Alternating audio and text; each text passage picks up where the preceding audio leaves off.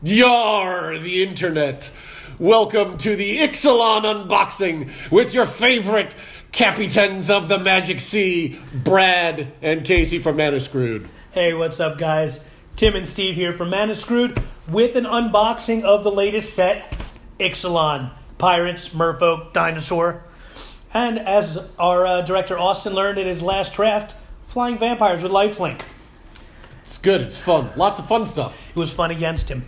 So we're going to crack a box. We're going to take the first few packs. We're going to tell you how we would draft, why we would take what we would take, and kind of give you some insight as to how that would work. And then we're going to break through the rest, show you which spicy cards may make its way into our standard decks, modern decks, and for me, EDH. Yeah, and just any other cards that we've found already to be pretty effective in limited. So yeah, let's do this thing. Yeah, we'll get to show you Opt at least once. Oh, yeah. Opt great in constructed, medium in limited. Oh, doo-doo in pre-release sealed. You think It was full doo-doo? It was so bad. Not caca, but full doo-doo. Well, I mean... Okay. No, I'm inclined to agree. It's not great. It's not great for limited. You're like, oh, I could do a bunch of removal, or I can scry one. Trade off, yeah. Oh, you trade off? All right. Here. You go first. Great. I was picking my favorite pack. Let's see what we got. Oh, sweet. Regisaur Alpha. Yeah, I think that's going to be a first pick. Pretty easy right there, but let's take a look. What else we got? Yeah, that's good. Oh, this is not a bad pack. It's not, but nothing compares. Regisaur Alpha. Absolutely. 4/4 for 5. Other dinosaurs get haste. He comes in with a 3/3 dinosaur token with trample. Anything else notable in here? I like the 2/2, the Skymarch Bloodletter, and the Era Elemental. Snapping Sailback also good. At 4/4, yeah, with flash for 4 and a green, not terrible. But Regisaur Alpha, easy. I would go 2 colors. I would go gold card, first pick on that. Yeah. All right, so let's see. The rare in this pack is Settle the Wreckage. That's so tasty. It's snap that off. So, our desire to slowly go through the entire packs kind of defeated by the rares in the packs. Settle the Wreckage, 2 white, exile all attacking creatures target opponent controls. He or she gets to go and get a basic land for each exiled creature, put it into play tapped. It's basically a mass path to exile. Yeah, it's like a super fog. Except that it's not a fog because it's good it's first pickable. It's almost as good as fog. In a perfect world, you wait for your opponent to alpha strike, hopefully with their hand empty. And then you just straight fog that. Just boom. No damage. You know what? That would be the best maneuver that I saw that whole day. All right, other cards worth mentioning in the pack. Let's see. I like that guy. Yeah.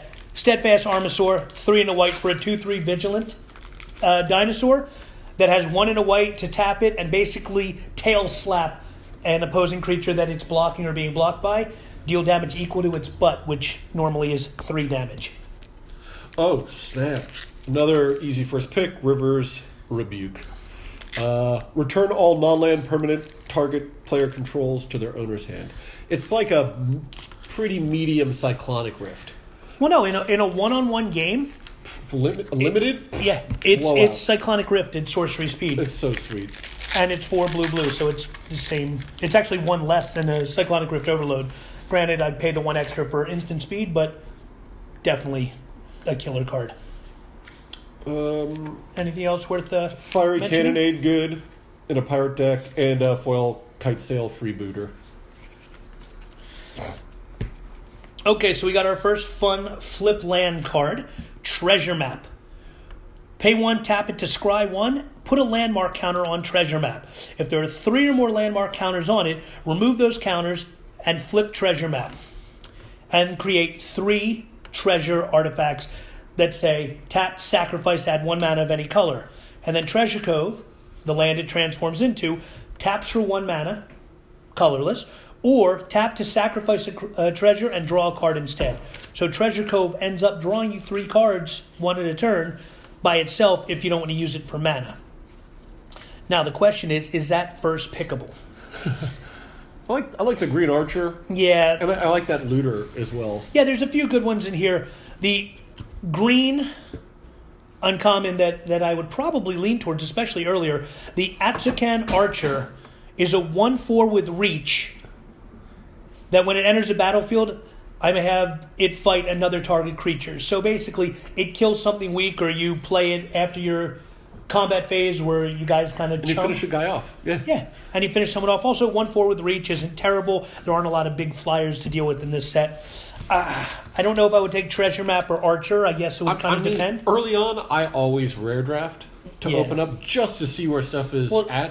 Especially a rare draft that doesn't commit you to any color. Exactly. Because there wasn't like a definitive slam dunk card in that pack. I mean, I took first pack one, pick one, search for Azteca, the blue enchantment. And I was like, yeah, this is either Garbo or it's going to be pretty legit. That card filtering, super powerful. Playing that on turn 2 and then being able to get to a land or a spell, it's just super nice. Super, super nice. Rootbound Crag, cool. Yeah, not gonna first pick that, but that's always nice. I'm gonna go with. Oh, this pack is medium.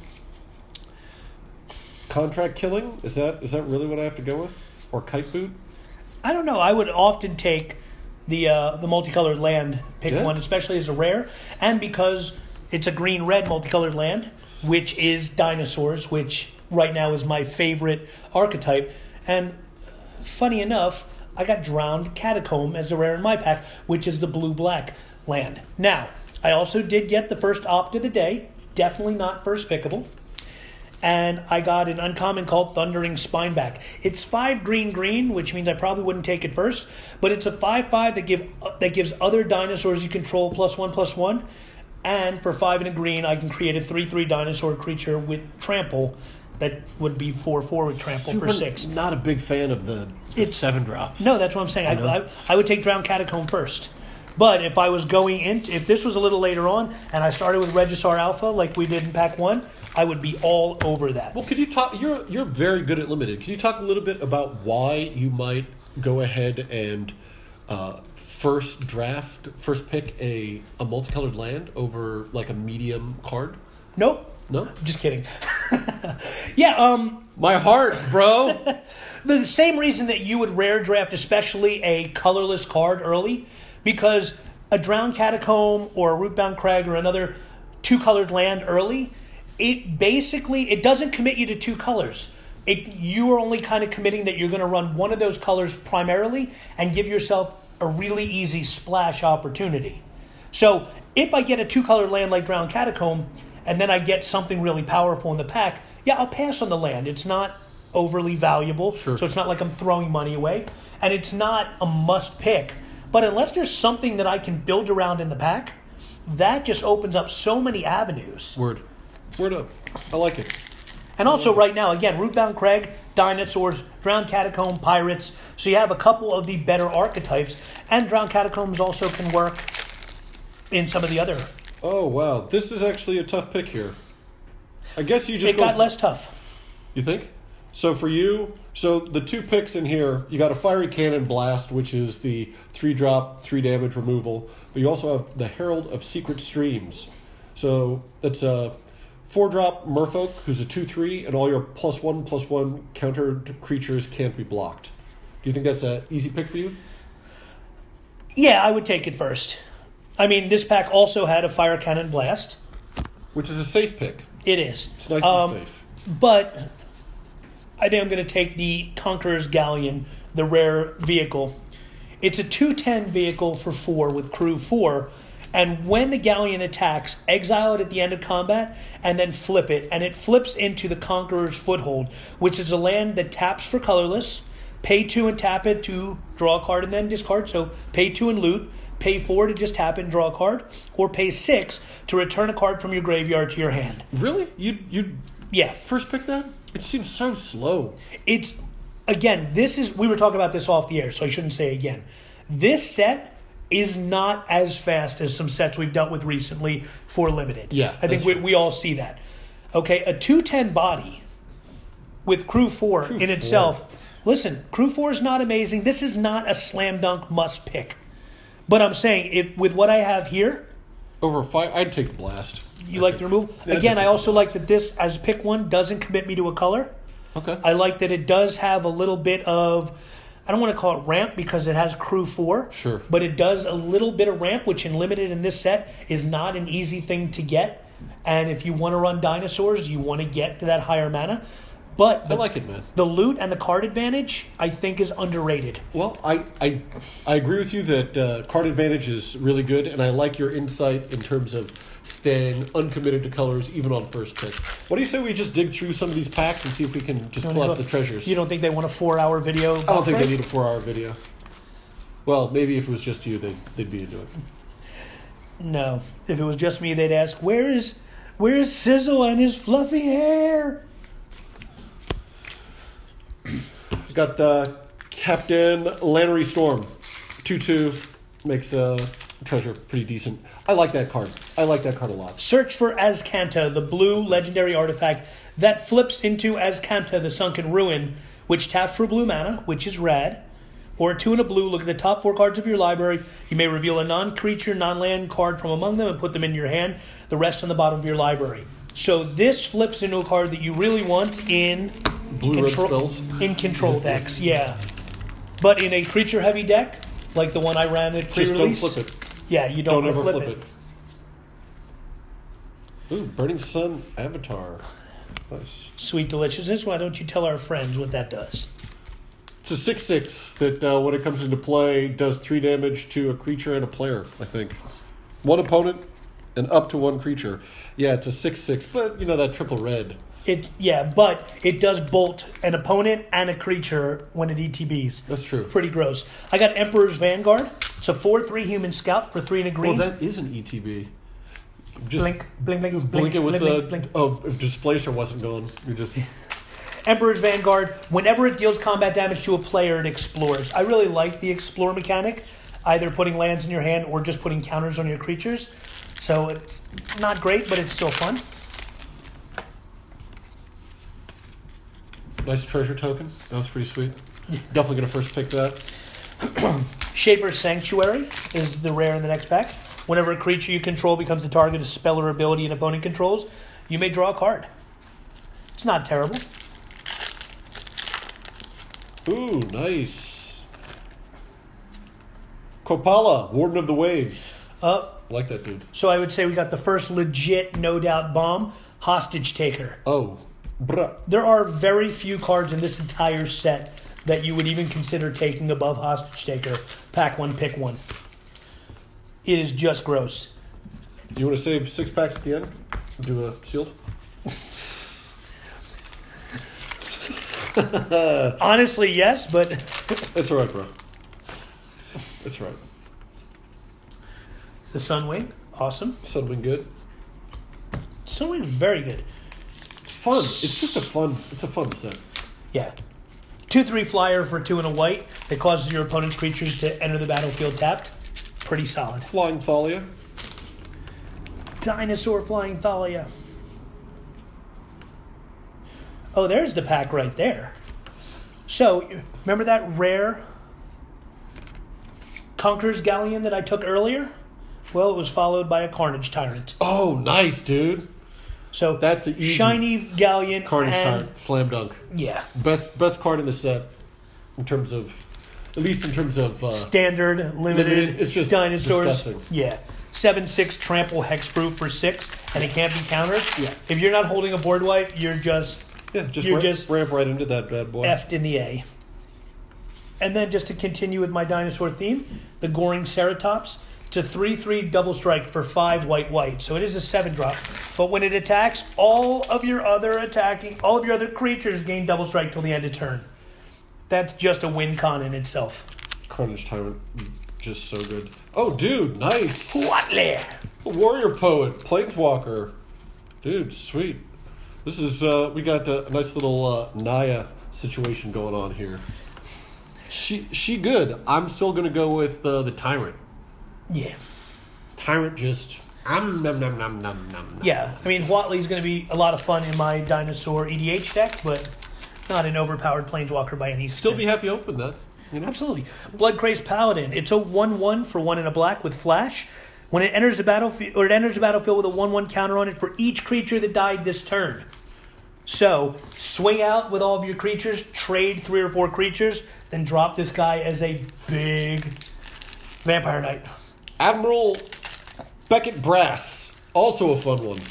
Now, I know this card has been getting a little bit of hate, a little bit of heat, but, pack one, pick one. I might run with this, try to go Mardu or blue-black and splash the third color, try to get the Pirates going. I just think it would be fun to play. Absolutely, and it's the no doubt commander if you're building Pirate EDH, in my mind. So I got a foiled Duress in this pack, which is just fun.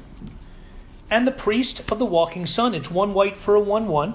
And at the beginning of your upkeep, you may reveal a dinosaur card from your hand, and if you do, you gain 2 life. And for 3 white, sacrifice Priest of the Awakening Sun, search your library for a dinosaur card, reveal it, put it in your hand, and shuffle your library. So it's a 1/1 that gains you life and tutors for whatever dinosaur you need to win at that moment. Not terrible.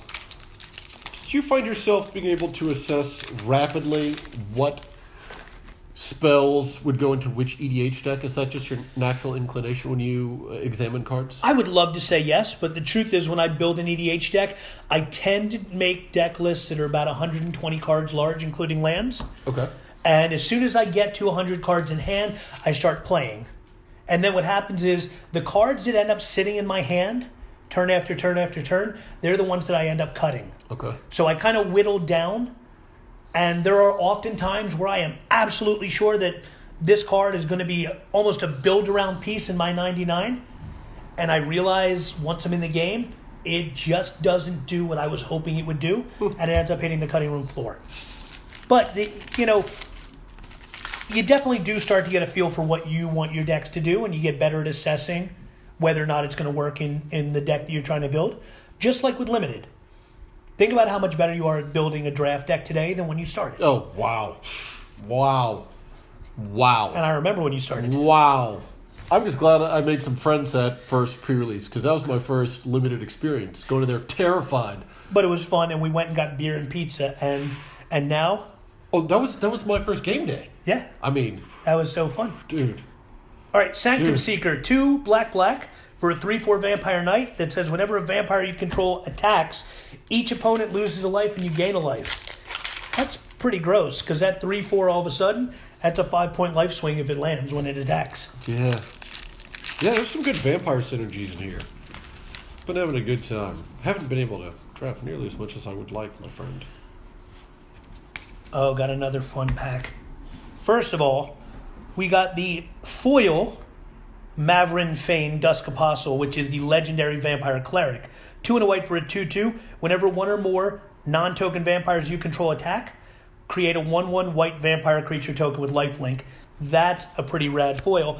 And then Arguel's Bloodfast, the legendary enchantment. 1 and a black, pay 2 life to draw a card.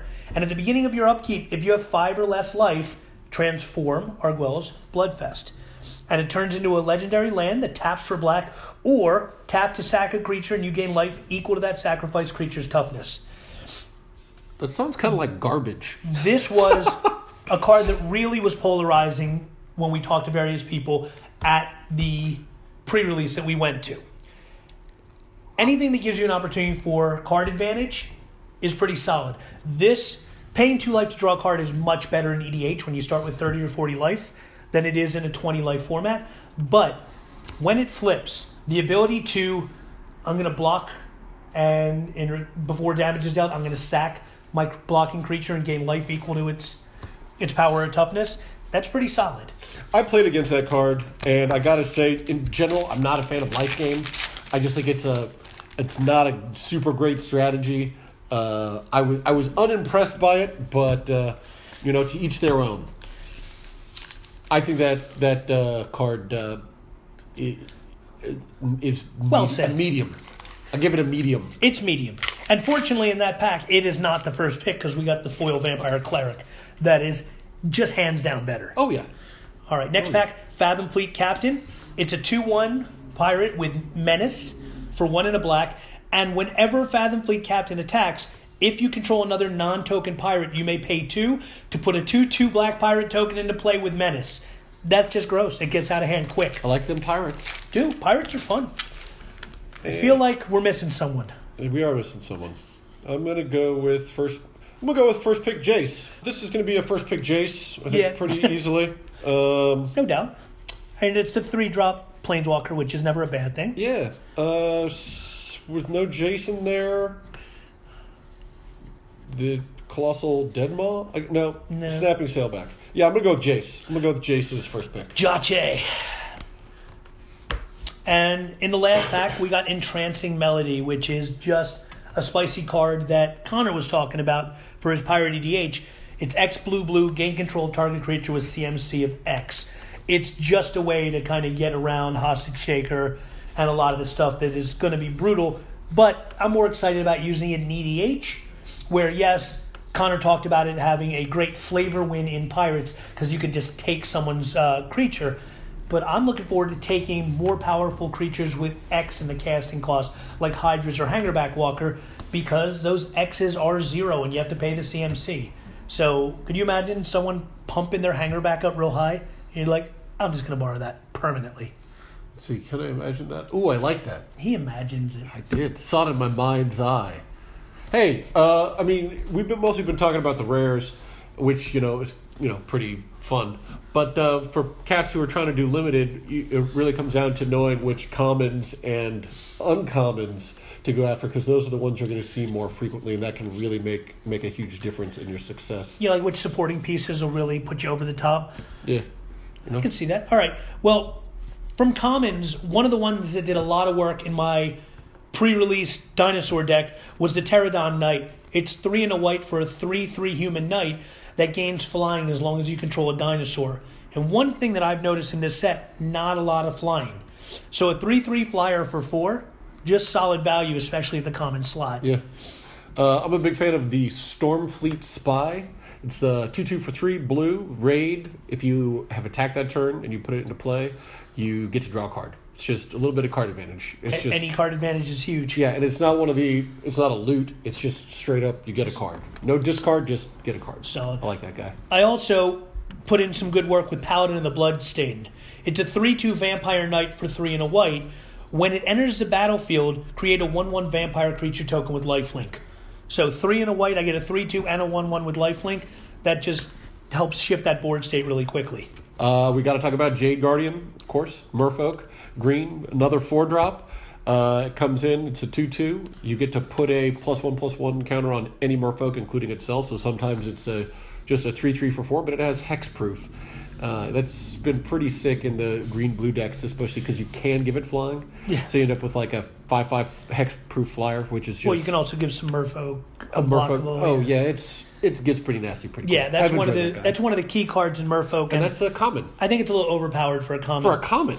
Now, this is not a good card, but it's something that we had a long discussion about.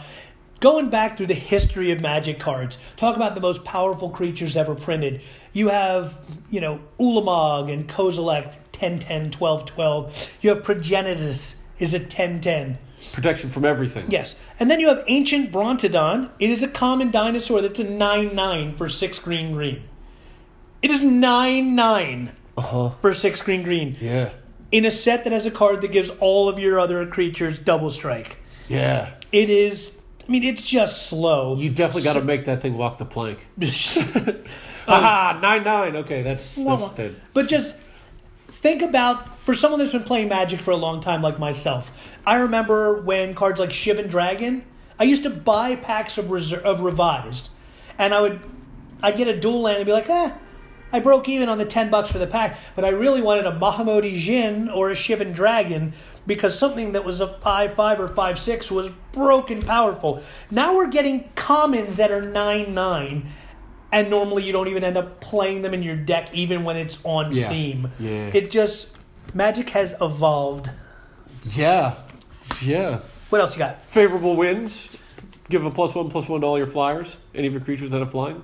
Again, I know there's not a huge flying theme in this set, but I found drafting, just regular, pretty medium blue-white flyers. That card can really push it over the top. Well, I think the fact that there aren't a ton of flyers makes that even better in the deck that wants it, because not only does your opponent have very little chance of being able to deal with all of your flyers, now they're all bigger. Yeah. That's just solid. Yeah, there's a lot of cards that come in as 1/2s, but then you've got Explore, so you end up with like 2-3 flyers. And once you have like 2 or 3-4 flyers out there, it can really make a difference pretty fast. All right, any other comments? Otherwise, I'm going to jump into uncommon. Lightning Strike, we already talked about. Lightning Bolt for 2, and the Charging Monster Soar. It's like a medium Reality Smasher. I like Reality Smasher better, but it's still, in this set, a 5/5 for 5.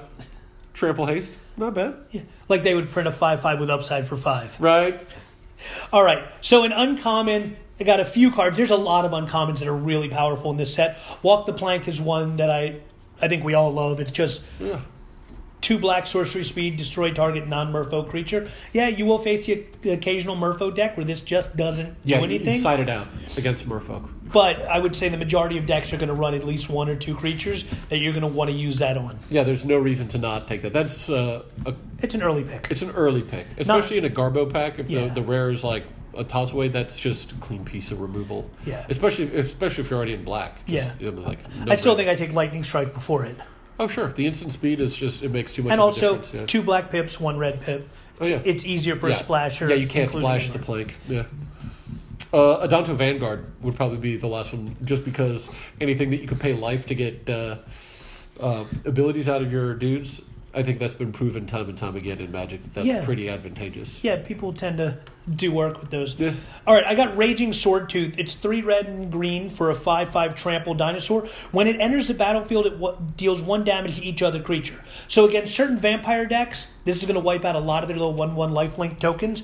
But you have that dinosaur mechanic that says whenever this dinosaur is dealt damage, draw a card or put another dinosaur into play or bolt someone. So this kind of triggers that. So the synergy there is pretty solid.